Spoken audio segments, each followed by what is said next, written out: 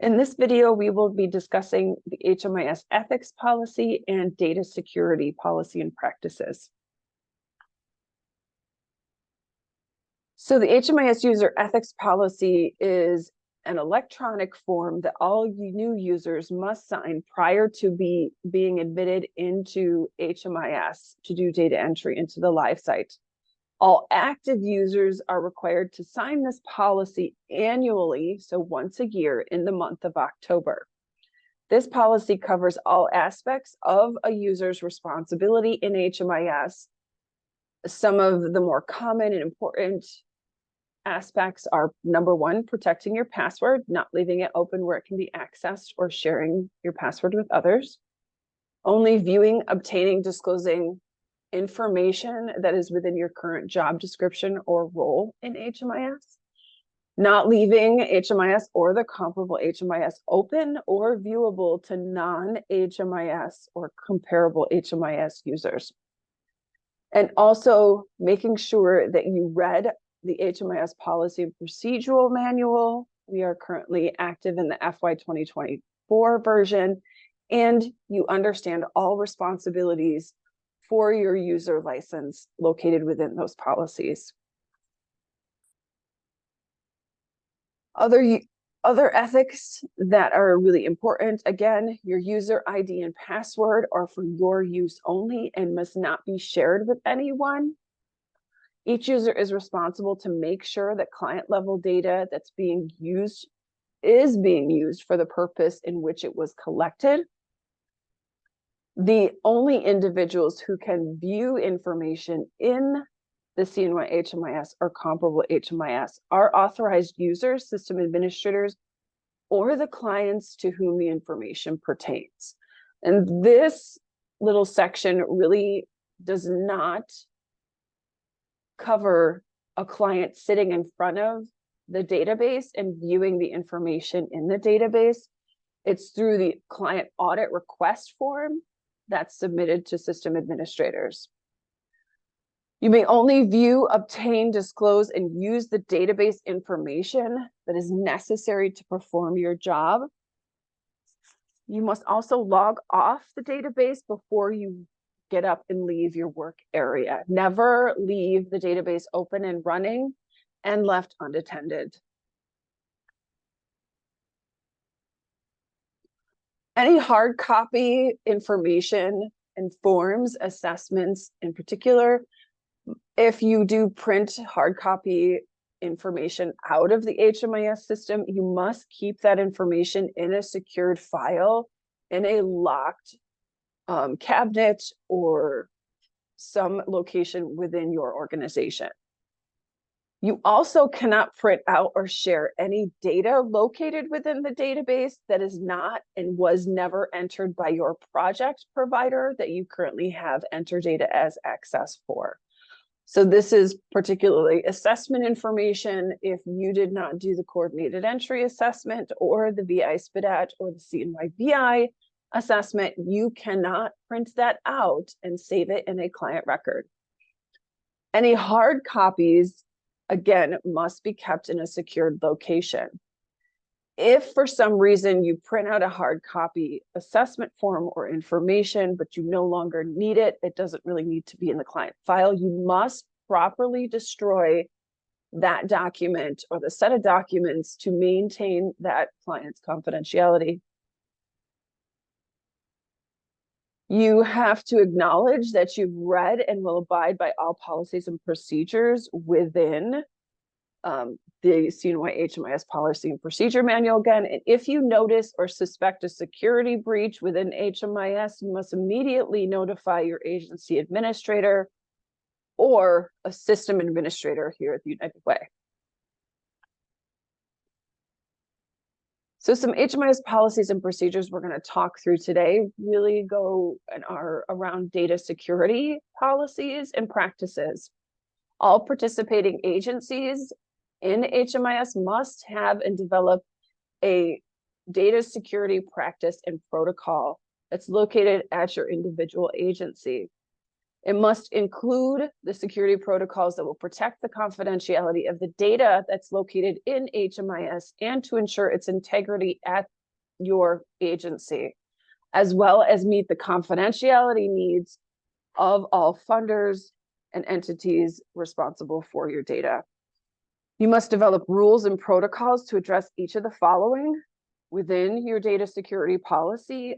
If there are unattended workstations, any physical access to workstations that people may have, policies on user accounts and sharing of user accounts, client record disclosure, report generation and disclosure and/or storage, and non-usage of public Wi-Fi services. This is extremely important to have located within your agency data security policy, because accessing public Wi-Fis to access CNY HMIS or the comp CNY or HMIS is not allowable.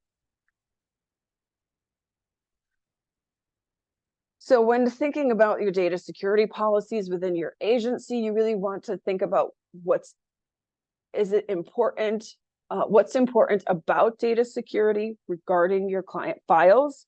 What would you want to know about the security of your information in HMIS so that you could relay that information and to your clients?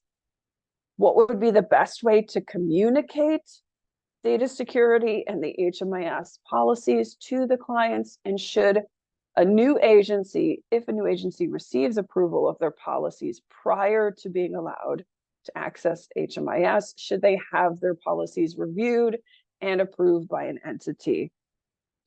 And who should review the policies within the HHC? Access to data is another aspect of data security to think about. All participating agencies shall and must enforce the user access privileges in the system. User access includes users' ability to only view the data entered by the users of their own agencies unless they're sharing a client with another participating agencies. So the security measures that exist within your policies and within the service point software, they have the ability to restrict agencies from viewing each other's data. Agencies' policies restricting access to data includes the agency establishing internal access to data protocols. This should be included in your data security practices and policies. It should include who has access, for what purpose, how they can transmit information, and if there are issues that need to be addressed, including the storage and transmission and disposal of the data. There is data sharing allowed under the federal regulations for privacy and security. HUD does allow data sharing within HMIS without client consent for proper care coordination. This does not overrule or oversee agency or other specific funding privacy policies around data security. Non-participating agencies can request and sign a data sharing agreement regarding their participation in care coordination, like work groups around vulnerable populations, such as the Veteran Task Force and Street Outreach. All participating agencies within the work group must also sign the agreement acknowledging that client level data will be openly shared within the case conferencing meeting. An agency should only share data that is necessary to achieve the goal of obtaining permanent housing. Such data should not include the disclosure of any medical information, including details of diagnoses or medical care. Agencies must also communicate this agreement with existing clients when the client is agreeing to services. There is a policy within our HMIS policy and procedure manuals that acknowledges that there is a right to deny a user or an agency access to HMIS. Violations of the policies and procedures, including violations of personally identifying information by a user, as well as any agency violations of HMIS policy that happen and are included within the HMIS agency agreement and policies. The process for this for an agency is the HMIS administrator will contact an agency regarding a violation. If it's a PII violation, the agency will have 10 business days to respond to the HMIS administrator's acknowledgement of the violation. Any agency found to be in violation must make a corrective action plan with objective measures, and then the agency will be placed on a probationary period for 90 days. Any agency that's found to have consistent or flagrant violated policies may have their access privileges to HMIS suspended or revoked. No contact or response by an agency in 30 days of the notice of violation, the HMIS administrator will issue a letter to the executive director or designated staff. If there is no contact from an agency within 60 days of notice, that will result in the agency's termination of HMIS access. If this should occur, the funder of any agency that is removed from HMIS access will be notified of their termination, specifically for agencies and projects who are required to enter data into HMIS. An executive director can appeal this decision to either the executive committee at the HHC or the governance committee for New York 510 for their appeal process. If a user has been found to be in violation of ethics policies or privacy policies, specifically around personally identifying information, there's some specific examples we're going to go over and what a violation might look like. So a violation could be if a user discloses client information that's located within HMIS to an unauthorized person without client consent and who is not engaged in care coordination services. So if you are a user and you have looked up information about one of your clients, read some case notes, and then went to another organization that does not have HMIS access and is not engaged in care coordination services with this individual, this client, that can be determined to be a violation of the policies. Another example is if you access a client file in HMIS of someone that you are not currently serving and someone's file that it has nothing to do with your current job responsibilities or role within the system. The HMIS ethics policy states users may only view, obtain, disclose, or use database information that is necessary to perform your job. When that happens, if you go in and look up an individual, maybe the person's name was in the news, it was in a story as being someone who's experiencing homelessness, and you just were curious, you are not allowed or permitted to do that, and that's considered a violation. Another example is when a non-HMIS end user accesses an active user's login information, or a user allows a person to access the system without being an active user. So if your project in your agency enters information into HMIS and another staff person works in a non-HMIS project and does not have an active user license, sits down with you and looks at client information in HMIS, that is considered a violation. Also, and lastly, printing out data from HMIS that does not belong to your provider agency. So if provider agencies are only allowed or permitted to print out data from HMIS that their agency staff entered into the system. So if you work in an emergency shelter and you saw that another agency had information from their project, that's a case management project, and you wanted to have that information in your file, you are not permitted to print that other agency's information out. The process for user violations includes the following. If a breach occurs, the violation must be reported to the agency administrator of that provider agency.